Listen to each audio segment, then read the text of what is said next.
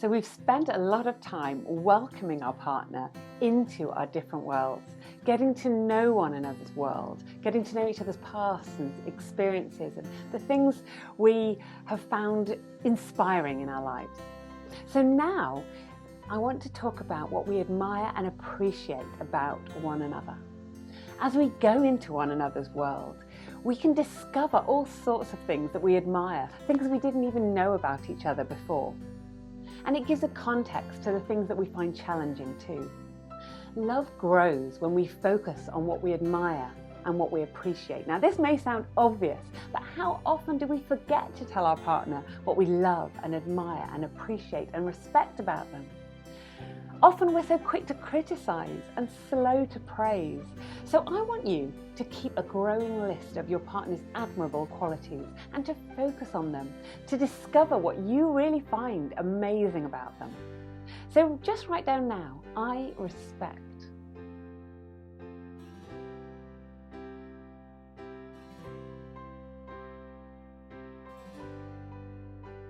I admire.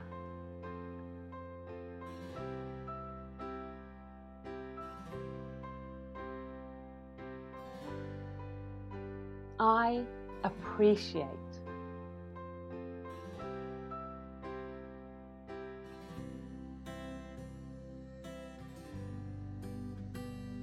These are the things I'm fond of.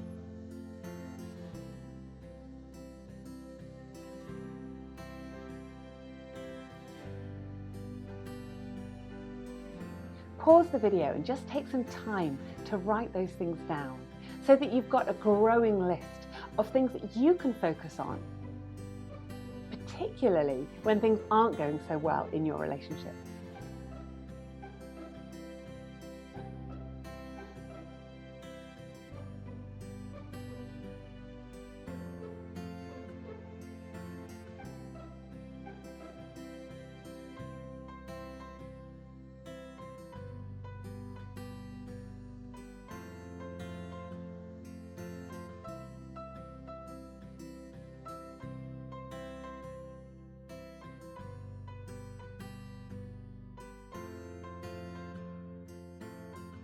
And now I want to talk about a tool that I think is brilliant and really helpful. It is called the gratitude habit. You may have come across it already. So as well as keeping that more general list of your partner's admirable qualities, why not get into the habit of writing down just a few things each day that you appreciate?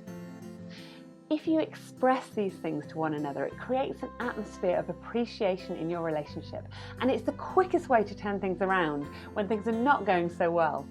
So just write down at least 3 things that you're grateful for your partner for today.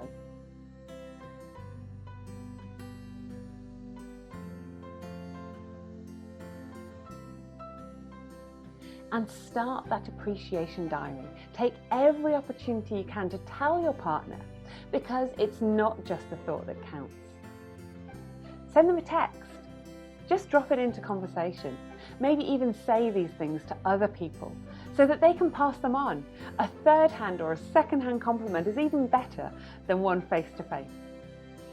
So why does the gratitude habit work?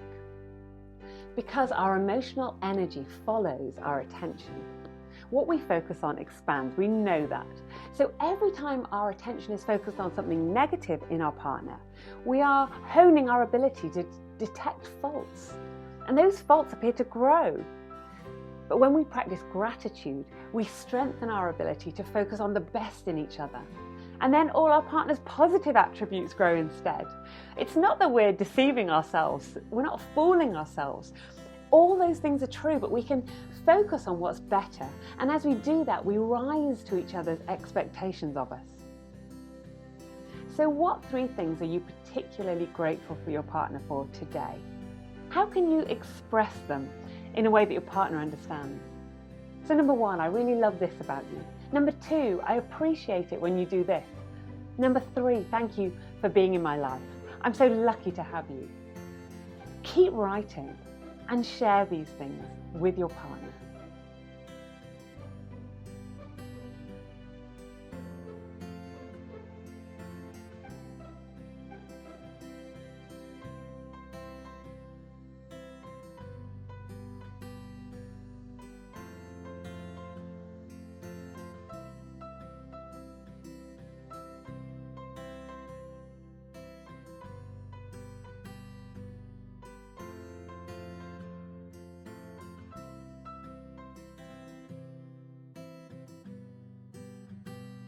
Our lives can be incredibly busy and stressful, and one of the things we so often forget to do is to treasure every moment that we spend with our partner.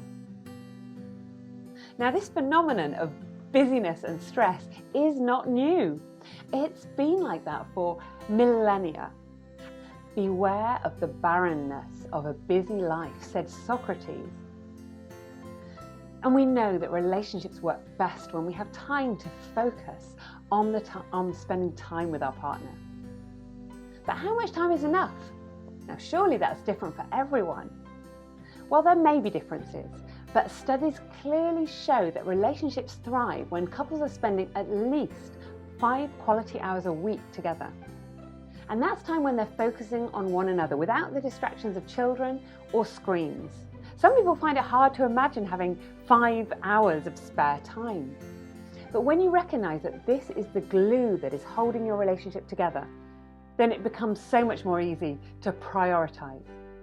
Now, 5 hours may seem less of a challenge if you break it down into 20 minutes a day and a date at the weekend.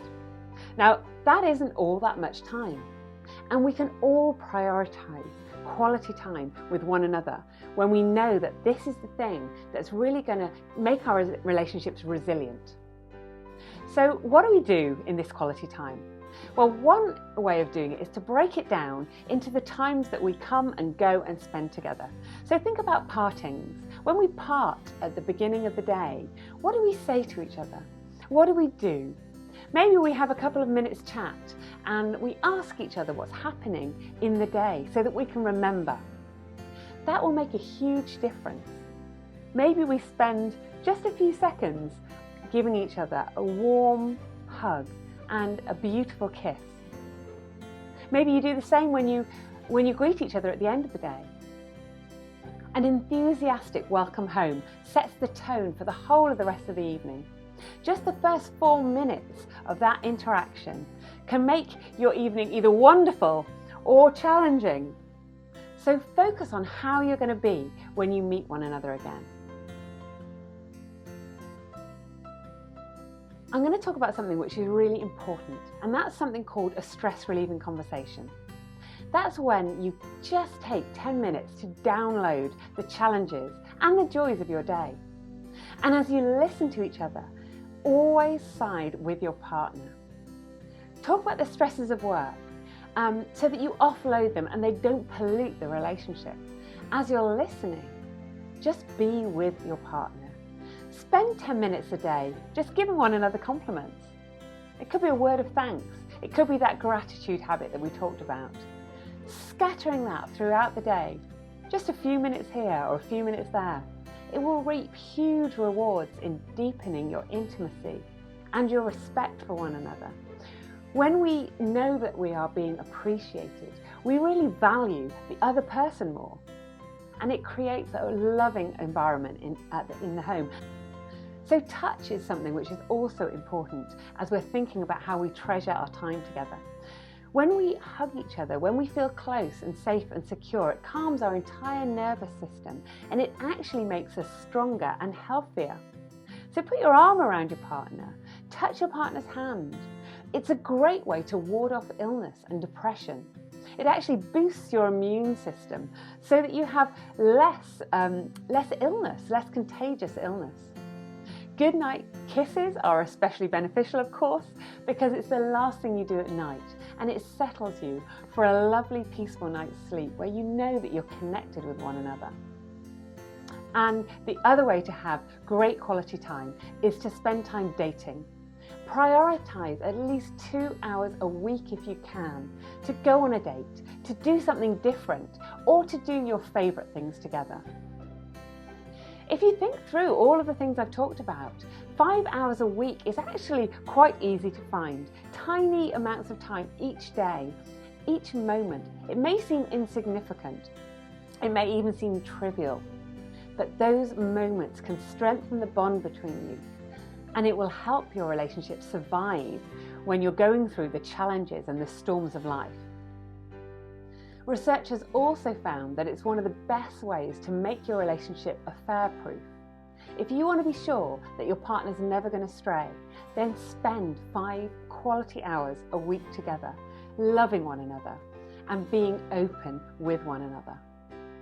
Do fun things. Take your partner out for a meal. Go listen to a band. Talk about deep philosophical things if that's your gig. Or go play a game of sports together. You may want to add to your repertoire, do something different. Go on a boat trip maybe, visit a spa, maybe make a playlist together of tunes that you've always loved. Go for a picnic. Check out each other's favourite places. Get as creative as you can with your dating ideas, because this is something that will be with you throughout your life together. So here's a little exercise just to start you off with that. Individually, just list 5 things that you'd like to do with your partner on a date. Now list 5 things you've never done before. Now share your lists with one another. What did you really like about each other's lists? What surprised you? Now think of 5 things you would like to do over the next decade together. And share these with your partner. Discuss how you can make these dreams happen. So making time to date each week makes your relationship so much more resilient when tough times come. You'll know each other better. You'll have stored up fond memories and positive resources to draw on. Now, research has also shown that happy couples, successful couples, have at least 100 positive interactions every single day. So this is another way to create resilience in your relationship and make home an enjoyable place to be. Think about your daily interactions. Now, 100 sounds like an awful lot, but actually, when you look at it, just a smile counts. Just a touch, just making a cup of tea. Successful couples, when they're interacting with one another, have at least 20-to-1 positive to negative comments and interactions. So even when they're arguing, great couples have a 5-to-1 positive to negative ratio. Now that sounds pretty extreme. For many people, even just a 1-to-1 positive to negative would be great. But this is something to really work on because it makes a huge difference in your relationship. So let's go back to these 100 positive interactions. It may seem a lot, but if you think about it, it's quite possible. Just start keeping a tally of every nice little thing, nice little interaction between you. Give yourselves a mark for every time you give each other a hug or a little kiss, even if it's just a peck on the cheek. Every time you laugh or your partner laughs. Every time one of you makes the other smile. Maybe every time you share a compliment or show appreciation or respond with a little joke or just a warm response. When you're curious about each other, when you're fascinated by each other, when your eyes light up when each other walks in the room, even when you just turn around as your partner enters the room. All these things add up. And when you get to 100 positive interactions during the course of a day, suddenly you'll find that the atmosphere is different. So it's not impossible. And in your love guide, you'll find there's a kind of little bingo sheet. Now that's just 100 ways that I thought up, that I cooked up, that you could connect with one another. So just take a little time to start filling that out. Have some fun with it. Think of as many positive interactions as you can, playing footsie under the dining table, anything you like.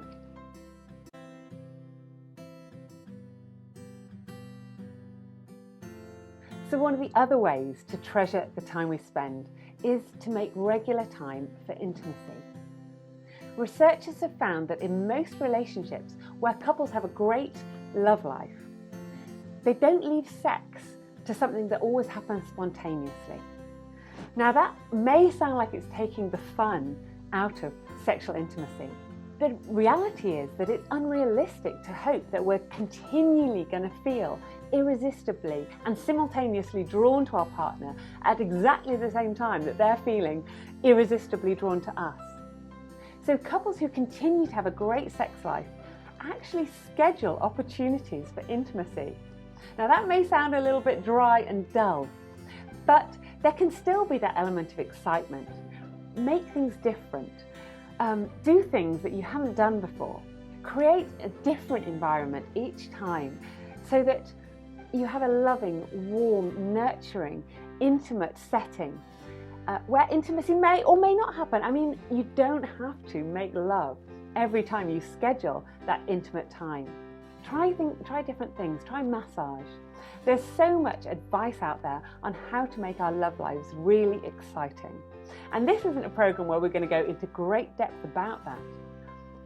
But the research clearly says that if we want to have passionate, lifelong relationships, then we need to nurture the intimate places within us. We need to nurture that intimate time together.